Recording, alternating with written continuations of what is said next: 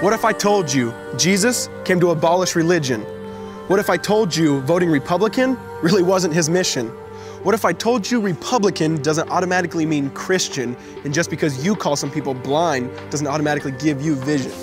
I mean, if religion is so great, why has it started so many wars? Why does it build huge churches but fails to feed the poor?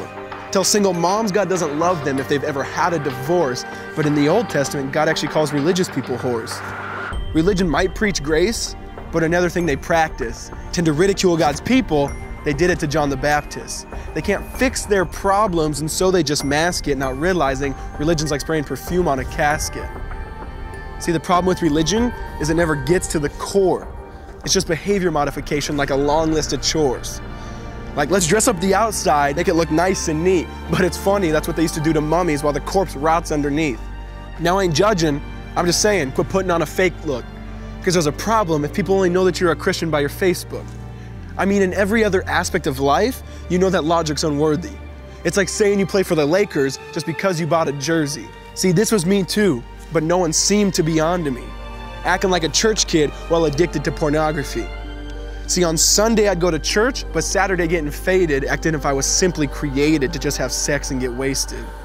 See, I spent my whole life building this facade of neatness, but now that I know Jesus, I boast in my weakness.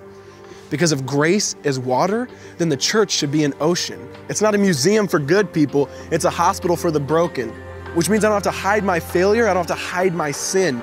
Because it doesn't depend on me, it depends on Him. See, because when I was God's enemy, and certainly not a fan, He looked down and said, I want that man.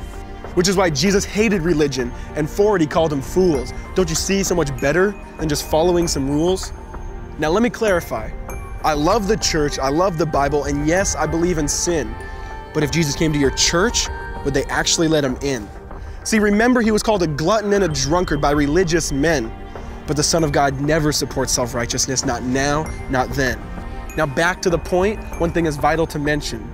How Jesus and religion are on opposite spectrums. See, one's the work of God, but one's a man-made invention. See, one is the cure, but the other's the infection. See, because religion says do, Jesus says done. Religion says slave, Jesus says son. Religion puts you in bondage, while Jesus sets you free. Religion makes you blind, but Jesus makes you see. And that's why religion and Jesus are two different clans. Religion is man searching for God, Christianity is God searching for man. Which is why salvation is freely mine, and forgiveness is my own. Not based on my merits, but Jesus' obedience alone. Because He took the crown of thorns and the blood dripped down His face. He took what we all deserved. I guess that's why you call it grace. And while being murdered, He yelled, Father, forgive them. They know not what they do. Because when He was dangling on that cross, He was thinking of you. And He absorbed all your sin and He buried it in the tomb, which is why I'm kneeling at the cross saying, come on, there's room. So for religion, no, I hate it. In fact, I literally resent it.